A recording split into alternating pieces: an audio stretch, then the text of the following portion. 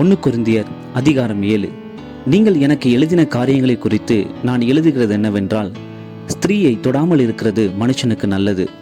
ஆகிலும் வேசித்தனம் இராதபடிக்கு அவனவன் தன் சொந்த மனைவியையும் அவள் தன் சொந்த புருஷனையும் உடையவர்களாயிருக்க வேண்டும். புருஷன் தன் மனைவிக்கு செய்ய வேண்டிய கடமையை செய்ய கடவன்.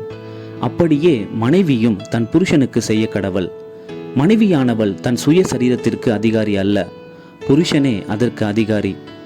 அப்படியே புருஷனும் தன் சுய சரீரத்திற்கு அதிகாரி அல்ல, மனைவியே அதற்கு அதிகாரி. உபவாசத்திற்கும் ஜெபத்திற்கும் தடையிராதபடிக்கு இருவரும் சில காலம் பிரிந்திருக்க வேண்டும் என்று சம்மதித்தால் அன்றி ஒருவரை விட்டு ஒருவர் பிரியாதிருங்கள். உங்களுக்கு விரோதத்துவம் இல்லாமையால் சாத்தான் உங்களை தூண்டிவிடாதபடிக்கு மறுபடியும் கூடி வாழுங்கள். இதை நான் கட்டளையாக சொல்லாமல் யோசனையாக சொல்லுகிறேன். எல்லா மனுஷரும் என்னைப் போலவே இருக்க விரும்புகிறேன். ஆகிலும் அவனவனுக்கு தேவனால் அருளப்பட்ட அவனவனுக்குரிய வரம் உண்டு. அது ஒருவனுக்கு ஒரு விதமாயும் மற்றொருவனுக்கு வேறு விதமாயும் இருக்கிறது. விவாகம் இல்லாதவர்களாயும் கைம்பெண்களையும் குறித்து நான் சொல்லுகிறது என்னவென்றால், அவர்கள் என்னைப் போல இருந்துவிட்டால் அவர்களுக்கு நலமாயிருக்கும். ஆகிலும் அவர்கள் விரதத்தராயிருக்க கூடாதிருந்தால் விவாகம் பண்ண கடவர்கள். வேகிறதை பார்க்கிலும் விவாகம் பண்ணுகிறது நலம்.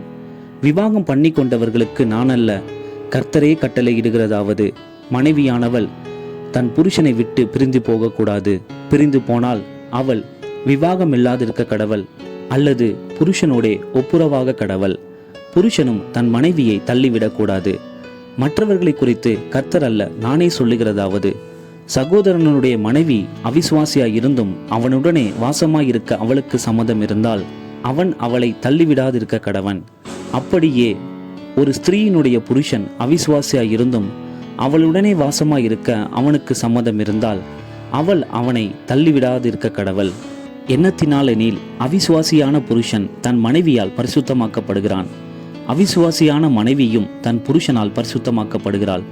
இல்லாவிட்டால் உங்கள் பிள்ளைகள் அசுத்தமாயிருக்குமே, இப்பொழுதோ அவைகள் பரிசுத்தமாயிருக்கின்றன.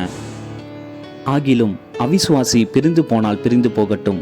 இப்படிப்பட்ட விஷயத்தில் சகோதரனாவது சகோதரியாவது அடிமைப்பட்டவர்கள் அல்ல, சமாதானமாயிருக்கும்படிக்கே தேவன் நம்மை அழைத்திருக்கிறார். மனைவியானவளே, நீ உன் புருஷனை இரட்சிப்பாயோ அல்லவோ உனக்கு எப்படி தெரியும்? புருஷனே, நீ உன் மனைவியை இரட்சிப்பாயோ அல்லவோ உனக்கு எப்படி தெரியும்? தேவன் அவனவனுக்கு பகிர்ந்தது எப்படியோ, கர்த்தர் அவனவனை அழைத்தது எப்படியோ அப்படியே அவனவன் நடக்க கடவன். எல்லா சபைகளிலேயும் இப்படியே திட்டம் பண்ணுகிறேன். ஒருவன் விருத்த சேதனம் பெற்றவனாய் அழைக்கப்பட்டிருந்தால் விருத்த சேதனம் இல்லாதவனாய் இருக்க வகை தேடானாக.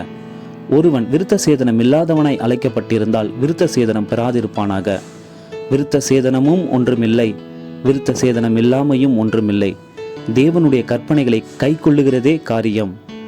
அவனவன் தான் அழைக்கப்பட்ட நிலைமையிலே நிலைத்திருக்க கடவன்.